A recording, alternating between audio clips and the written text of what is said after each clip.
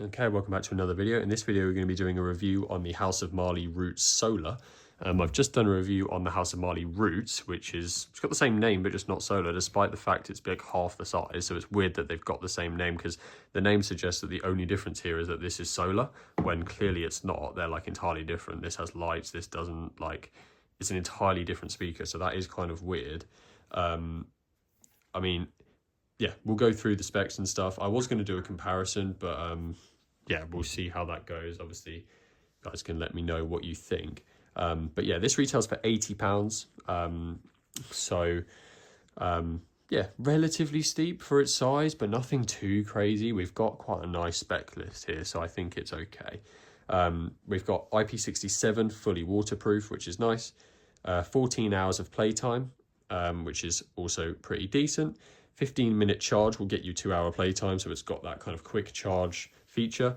And the solar panel on top, it's kind of hard to tell what they mean by this, but on the website it says you get 5 hours extra sound, extra playback with the solar panel. So I think, I mean, correct me if I'm wrong, I think what they're trying to say is that it's 14 hours playtime. If you put this outside in strong sunlight, and the sun's obviously directly on the panel, you will get 19 hours of playtime, I think is what they're saying. So effectively the solar panel will trickle charge it enough to give you an extra 5 hours of playtime.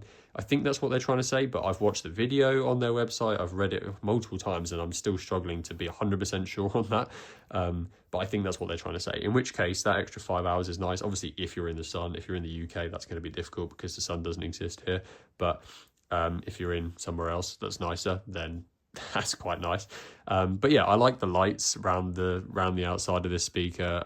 I like the design of it. Like in general, you've got the nice kind of material strap on the side, recycled materials. You've got a bottle opener on the back. You've got a passive radiator on the back as well. And then you've got a USB-C and an aux input, which is really nice. I do like to have an aux.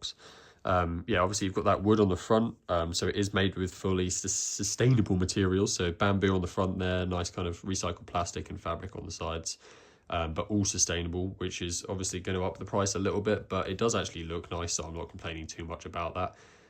On my unit, there seems to be a slightly rough cut around the kind of grill at the front. I don't know if that comes across on camera. It's almost like a bit bumpy, kind of like it's like a bit handmade, which is quite nice in a way, but does, like, especially when the light kind of shines on it, it looks a little bit weird. But yeah, I think probably just a bit handmade, recycled materials and whatnot. I think it's okay.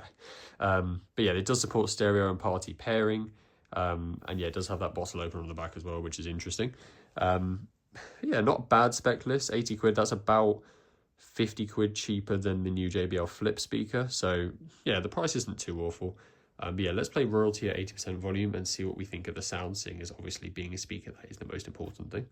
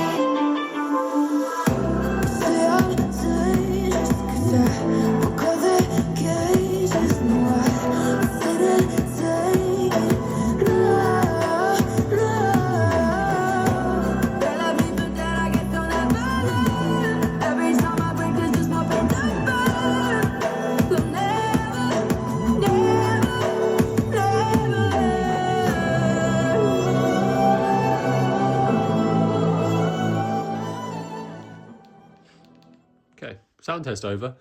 I think this is very, very, very average sound. Nothing crazy. It's not awful, but it's not great. I mean, I think for the money, it's not a great buy, to be honest. 80 quid can get you much better. Or alternatively, just spend a little bit more and you can get a lot more for your money here. The solar panel's cool, but probably a bit of a gimmick. The build quality is nice, but maybe that wood at the front is actually part of what's affecting the sound here. You can see from our frequency graph, it's a bit weird. You've got kind of like a massive drop around like higher, like kind of top mid end of the scale, which is not great. Like, and you can tell as well, it's a bit kind of scratchy at that end of the scale. It's not perfect at all.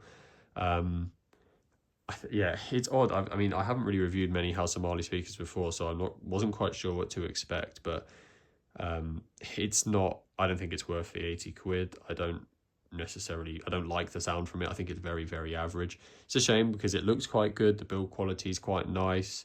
And I like that, the sustainable materials thing is cool. The solar panel is cool. The bottle opener is cool. USB-C and the aux is cool. But, fully waterproof as well. We don't have a bad spec list here. The battery's pretty good as well. But it's really, really quiet. We're hitting like 80 decibels. Like, it's a quiet speaker. The frequency range is pretty dreadful. And it's just, there's not much bass to speak of. There's not really anything. It's just very, very, very average. I think for 80 quid, you're better off looking elsewhere. This is not, like, unless you really love the sustainable material idea, or you really love the wood and the build quality and, that kind of design, then this is not the best speaker for 80 quid. It's far from it. And I think you'd be better off putting that money elsewhere. I will do a comparison against the standard Roots because it will be funny. So yeah, stick around for that if you want to see. If you were thinking of getting the normal Roots instead of the non-solar version, we'll do a comparison on that in the next video.